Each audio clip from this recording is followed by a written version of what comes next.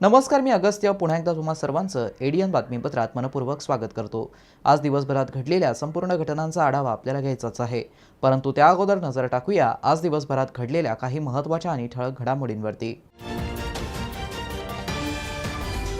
खेळाडूंसाठी विभागीय क्रीडा संकुलामध्ये उच्च दर्जाच्या सुविधा आणि सुरक्षितता प्रदान करण्याचे विभागीय आयुक्तांचे निर्देश।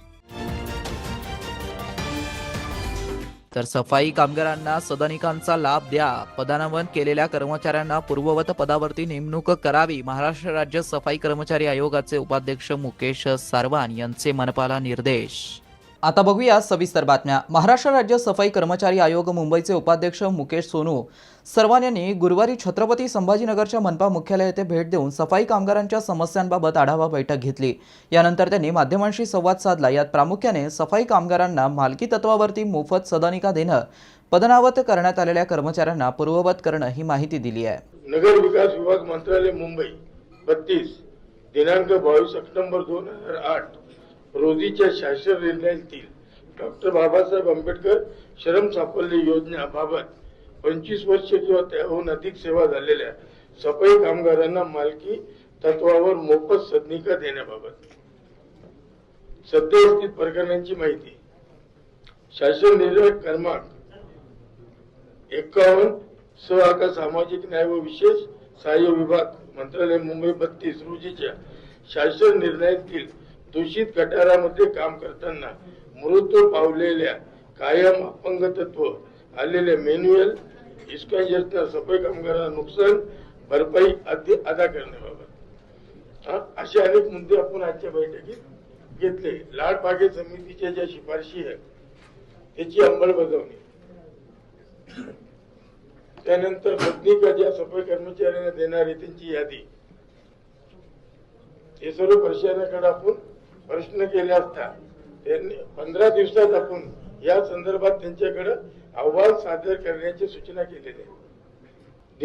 दिनांक 2/5/2025 रोजीचे महानगरपालिकेचे आदेश नियमबाह्य असून लाड बागे समितीच्या शिफारशीनुसार वारसा हक्काने नियुक्ती देताना 20% अट नसल्याने वर्ग 3 मध्ये नियुक्ती केलेल्या कर्मचारी यांची वर्ग 4 मध्ये नियुक्ती देण्याचे आदेश रद्द करण्यात येऊन पुन्हा वर्ग 3 मध्ये त्यांना नेमणूक देण्याची आपण सूचना दिली आहे। यावेळी महाराष्ट्र राज्य सफाई कर्मचारी आयोगाचे उपाध्यक्ष महापालिकेत आले असता त्यांना बहुजन कामगार शक्ती संघटना आणि राष्ट्रीय कर्मचारी सेना यांच्यासह विविध कर्मचारी संघटनांनी निवेदन सादर केलं।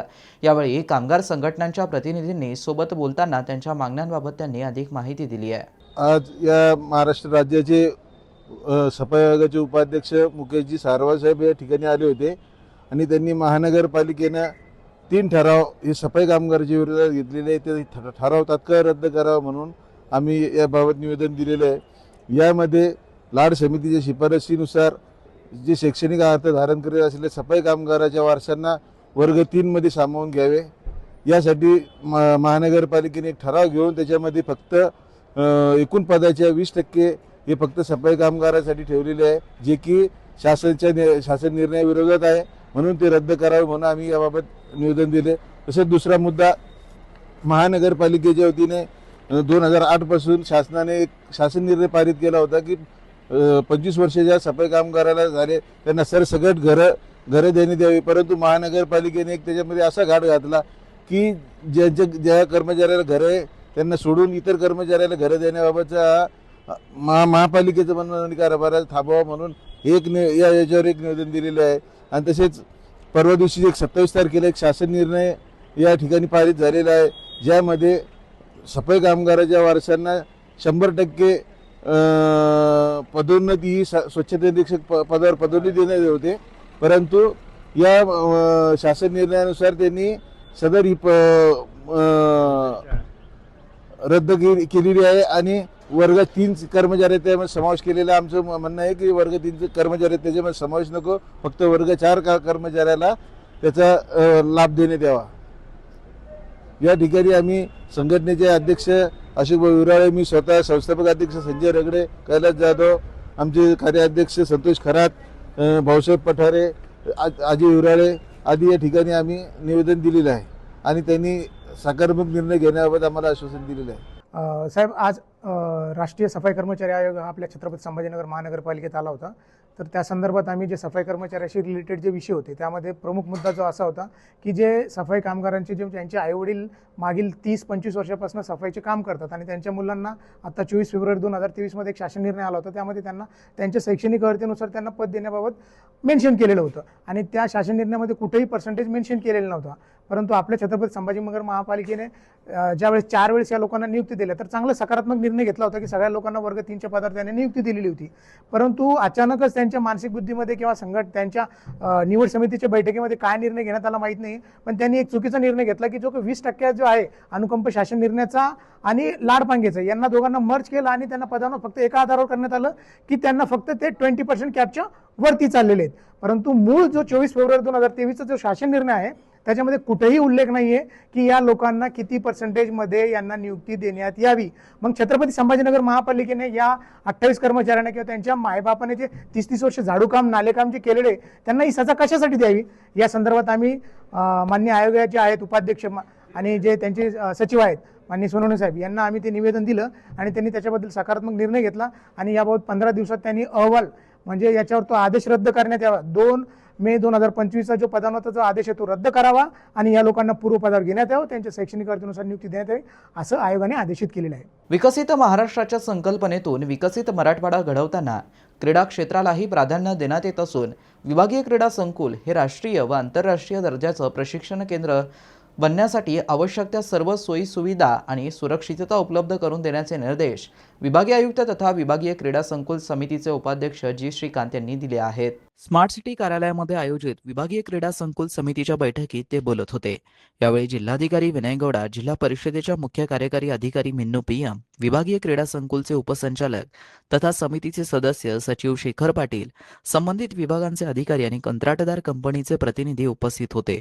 जी श्रीकांत यांनी सांगितलं की मुख्यमंत्री यांच्या विकसित महाराष्ट्र धोरणानुसार मराठवाड्यात उत्कृष्ट खेळाडू घडवण्यासाठी क्रीडा संकुलात आधुनिक दर्जेदार आणि सुविधा उपलब्ध करून देणं आवश्यक आहे. राष्ट्रीय व आंतरराष्ट्रीय स्पर्धांसाठी खेळाडूंना सक्षम बनवण्यासाठी सर्व आवश्यक पायाभूत सुविधा उभारण्यावरती भर देण्यात यावा असंही त्यांनी स्पष्ट केलं. मराठवाडा मुक्तीसंग्राम दिनानिमित्त विभागीय क्रीडा संकुलातील 400 मीटर सिंथेटिक ट्रॅकचं उद्घाटन मुख्यमंत्री देवेंद्र फडणवीस यांच्या हस्ते होणार असून त्याच कालावधीत जिल्हास्तरीय क्रीडा स्पर्धांचं आयोजन करण्याचे हे निर्देश त्यांनी दिले आहेत.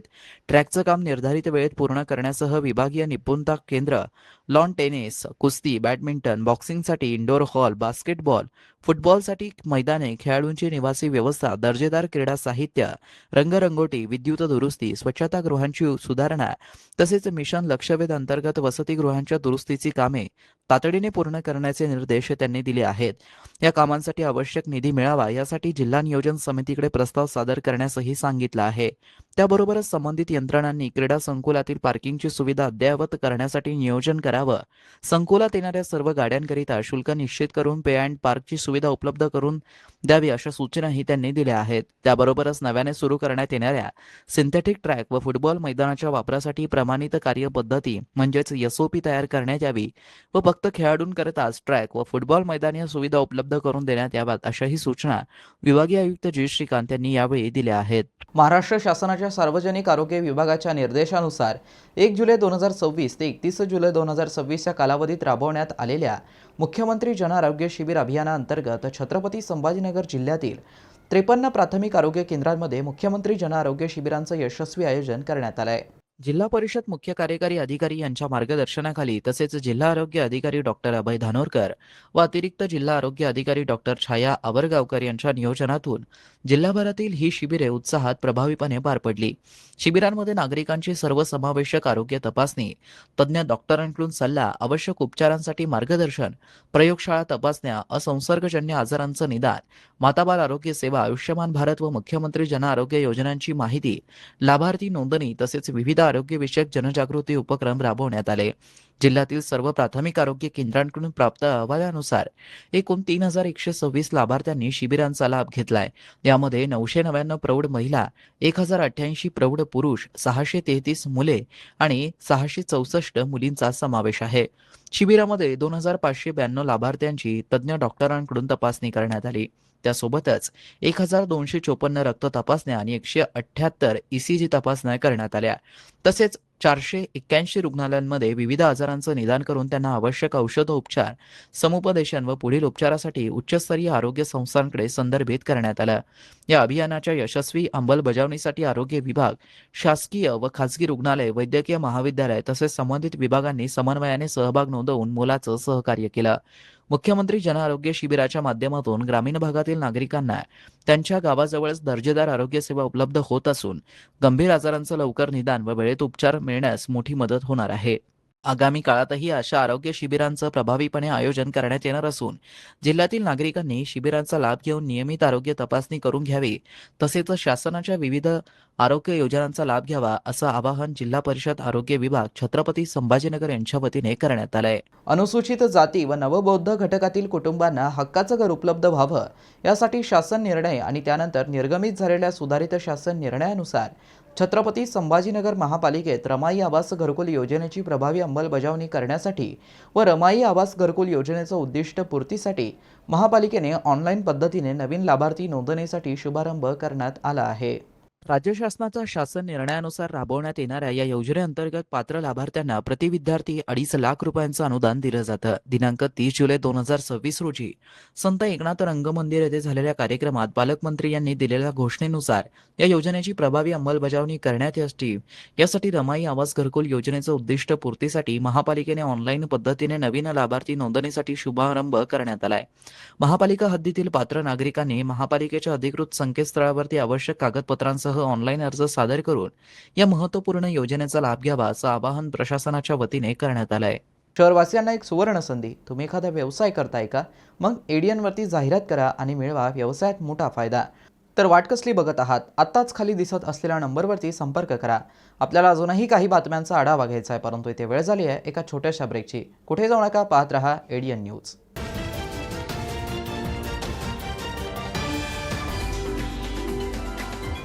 सायबर पोलीस ठाणे, पोलीस आयुक्तालय, छत्रपती संभाजीनगर सर्व जनतेस आवाहन करण्यात येते.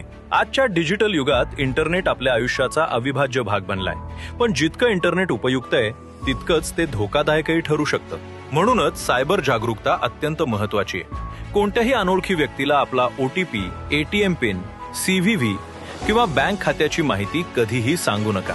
लक्षात ठेवा, कोणतीही बँक किंवा सरकारी संस्था फोन करून अशी माहिती कधीच मागत नाही. अनोळखी लिंकवर क्लिक करू नका आणि संशयास्पद ऍप्स डाउनलोड करू नका. अशा लिंकमुळे तुमचा मोबाईल हॅक होऊ शकतो किंवा तुमची वैयक्तिक माहिती चोरीला जाऊ शकते. प्रत्येक ऑनलाईन खात्यासाठी मजबूत आणि वेगळा पासवर्ड वापरा. शक्य असल्यास 2 फॅक्टर ऑथेंटिकेशन म्हणजेच 2FA सुरू ठेवा. यामुळे तुमच्या खात्याला अतिरिक्त सुरक्षा मिळते. ऑनलाईन खरेदी किंवा पैसे पाठवताना फक्त विश्वासार्ह वेबसाईट आणि अधिकृत ऍप्स वापरा. व्यवहार करण्यापूर्वी वेबसाईटचा पत्ता आणि पेमेंटची माहिती नीट तपासा. जर तुमच्यासोबत ऑनलाईन फसवणूक झाली असेल तर वेळ न दवडता राष्ट्रीय सायबर हेल्पलाईन 1930 वर तक्रार करा किंवा अधिकृत सायबर क्राईम पोर्टलवर तक्रार नोंदवा. लक्षात ठेवा, सायबर गुन्हेगार एका चुकीची वाट पाहत असतात, पण तुमची एक छोटी काळजी तुम्हाला मोठ्या आर्थिक आणि वैयक्तिक नुकसानीपासून वाचवू शकते. सुरक्षित रहा, सतर्क रहा आणि सायबर जागरूक नागरिक बना. धन्यवाद. हॅलो, आपण कंबोडियामध्ये कॉल सेंटर जॉबसाठी सिलेक्ट झाला आहात आणि जॉईनिंग पुढच्या आठवड्यात. इतक्या लवकर? तर विजा पण? अरे, टुरिस्ट विजावर जाऊन ट्रेनिंग सुरू करा. वर्क विजा मिळेलच तिथे. ट्रेनिंग मध्ये तौबा वाला डान्स शिकवणार. डान्स? कंबोडिया गेल्याबरोबर माझा पासपोर्ट हिसकावून घ्याल, गुलामी करून घ्याल, सायबर अपराध करून घ्याल, तर मी तर तौबाच करीन ना. मी नाही फसणार. कित्येक नकली एजंट विदेशी नोकरीचे आमिष दाखवून आपल्याला फसवतात. म्हणून नेहमी विदेश मंत्रालयाद्वारे व्हेरीफाय एजन्सीज निवडा आणि सगळे डॉक्युमेंट्स चांगल्या प्रकारे चेक करा. अशा फसव्या कॉलची तक्रार इथे करा. थांबा, विचार करा आणि ऍक्शन घ्या. 5 लाखाचे लोन पेपरवर्क शिवाय. कोड स्कॅन करा. भावाला लोन मिळेल. माझा भाऊ बिझनेस करेल पेपर वर्क शिवाय. आपण कोण? इझी लोन स्कॅमचा मास्टरमाइंड. बँकेच्या चक्करमध्ये तुम्हाला पडायचे नाही, सिव्हिल तुम्हाला माहित नाही, म्हणून इझी लोनचे आमिष देईन आणि मग डॉक्युमेंटेशन फीजच्या नावावर तुमच्याकडून घेईन पूर्ण 50,000. आणि माझं लोन? लोनसाठी आपल्या जवळच्या बँक शाखेत जा, अर्ज लावा आणि आम्हाला विसरून जा. माझ्या भावा स्कॅमर्स सांगून नाहीयेत, इझी लोनचे प्रॉमिस करून सगळं काही लुटून घेऊन जातात. सायबर क्राईम पासून वाचायचं असेल तर थांबा, विचार करा आणि ऍक्शन घ्या. हॅलो. नमस्कार आमदार साहेब, मी पैसे वाढवा इन्व्हेस्टमेंट बँक मधून बोलतोय. आम्ही तुमचे पैसे 10 पटीने वाढवू शकतो. आम्ही तुम्हाला ग्रुप मध्ये ऍड केलंय आणि प्रूफ पण पाठवलंय, चेक करा. अय खूपच कमाल आहे, माझेही पैसे वाढवा. सर ग्रुप मध्ये जे सांगतात ना ते करत जा तुम्ही. अच्छा, हा असं आहे तर मग. काळजी करू नका, ज्या नंबरवरून तुम्ही फोन केलाय ना त्या नंबरला ट्रेस करतील पोलीस 2 मिनिटात आणि पकडून तुम्हाला आत करतील. अरे सर, हे काय केलं? तुमच्यासारख्या सुशिक्षित माणसाला ही लोक एका अनोळखी बनावट इन्व्हेस्टमेंट ग्रुपचा मेंबर बनवून तुम्हाला फसवतात. आम्हाला फसवतात? हो, तुम्ही पण कोणताही अनोळखी इन्व्हेस्टमेंट ग्रुप जॉईन बिलकुल करू नका. आणि तुम्हाला स्टॉक मार्केटमध्ये इन्व्हेस्ट करायचं असेल तर फक्त सेबी अप्रूव्ड ऍप्स द्वारे. सायबर क्रिमिनल्स वापरून तुमच्या पैशांची हाव आणि घालतात तुमच्यावरच घाव. ही घटना घडल्यास त्वरित कॉल करा 1930 किंवा तुमची कंप्लेंट जी स्क्रीनवर वेबसाईट आहे www.cybercrime.gov.in वर तुम्ही नोंदवू शकता.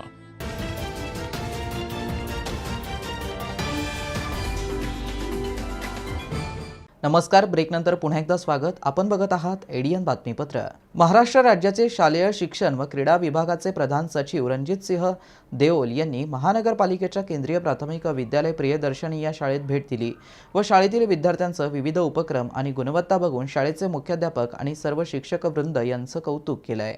केंद्रीय प्राथमिक विद्यालय प्रियदर्शनी या शाळेत प्रारंभी लेझिम पथक व औक्षणाने झालेल्या मान्यवरांचं स्वागत करण्यात आलं. या प्रसंगी तुषार महाजन, उपसचिव शालेय शिक्षण विभाग मुंबई आणि MG RS वड, अव्वर सचिव शालेय शिक्षण व क्रीडा विभाग मंत्रालय मुंबई, महापालिकेचे अतिरिक्त आयुक्त रणजित पाटील, उपायुक्त अंकुश पांढरे, मिपा संचालक प्रकाश मुकुंद, विभागीय शिक्षण उपसंचालक कैलाश दातखिळ, प्राचार्य डायट डॉक्टर राजेंद्र कांबळे, शिक्षण अधिकारी जिल्हा परिषद अश्विनी लाटकर, वरिष्ठ अधिव्याख्याते डॉक्टर सतीश सातव, सहाय्यक शिक्षण संचालक सुनील पोलास, उपशिक्षण अधिकारी भारत पालवे यांची प्रमुख उपस्थिती होती. शाळेतील सिम्फनी बँड पथकाने विविध गीते सादर करून जय जय महाराष्ट्र माझा व स्वागत गीताने पाहुण्यांचं स्वागत केलं.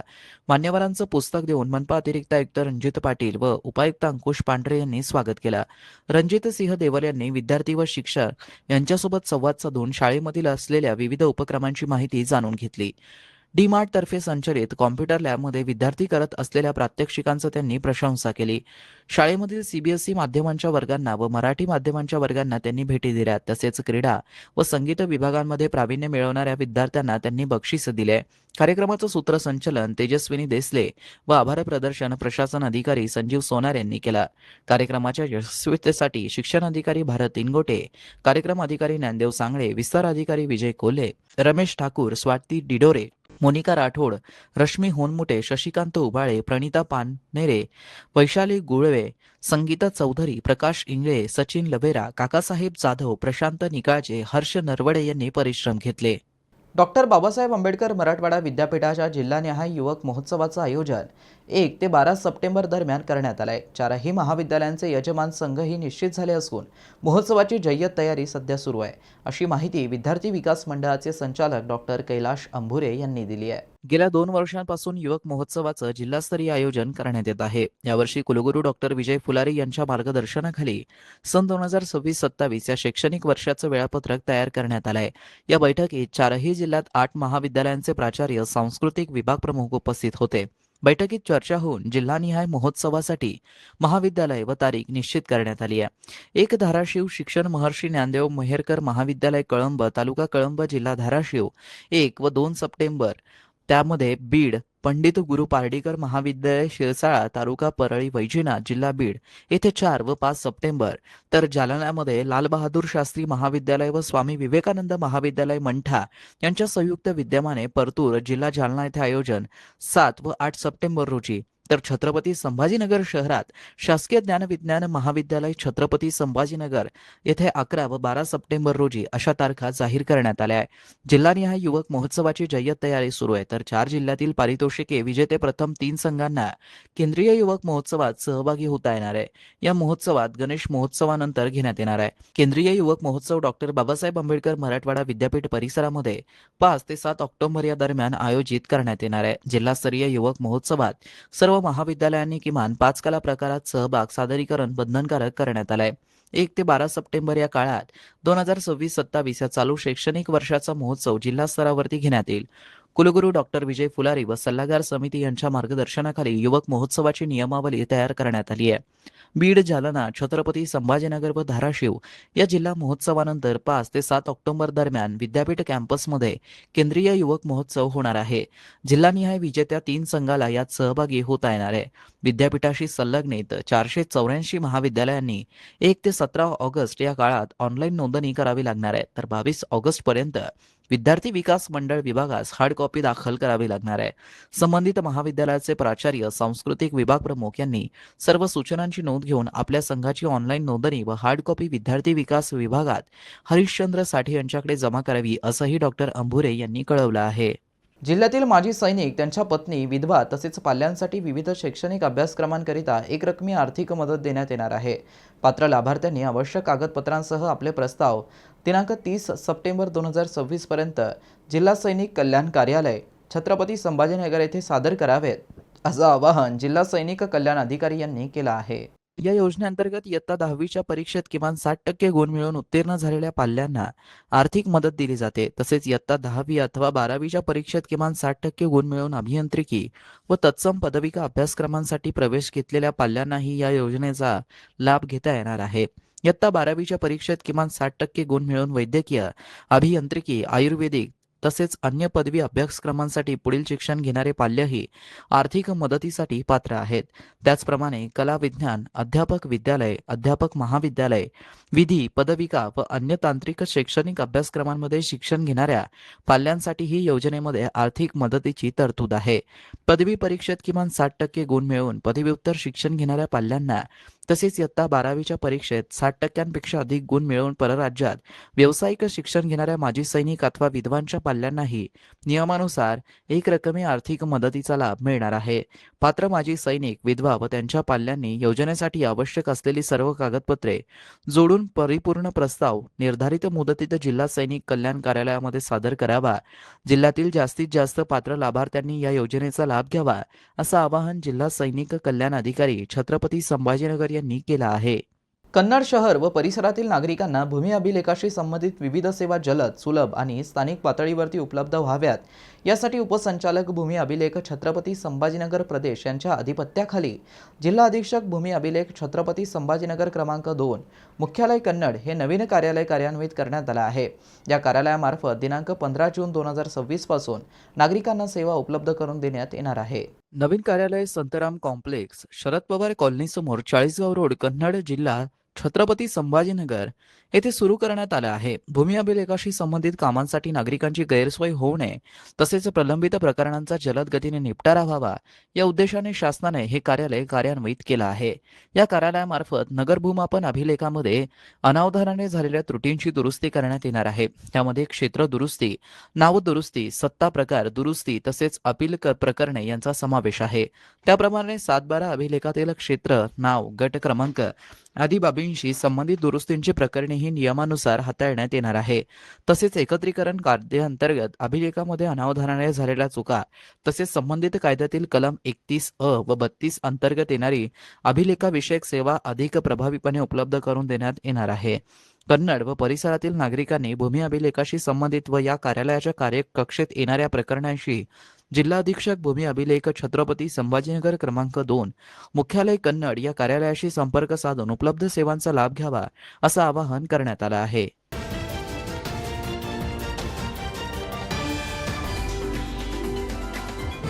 शेवटी पुन्हा एकदा नजर टाकूया आज दिवसभरात घडलेल्या काही महत्त्वाच्या आणि ठळक घडामोडींवरती. खेळाडूंसाठी विभागीय क्रीडा संकुलामध्ये उच्च दर्जाच्या सुविधा आणि सुरक्षितता प्रदान करण्याचे विभागीय आयुक्तांचे निर्देश. तर सफाई कामगारांना सदनिकांचा लाभ द्या, पदांवन केलेल्या कर्मचाऱ्यांना पूर्ववत पदावरती नेमणूक करावी. महाराष्ट्र राज्य सफाई कर्मचारी आयोगाचे उपाध्यक्ष मुकेश सारवान यांचे मनपाला निर्देश.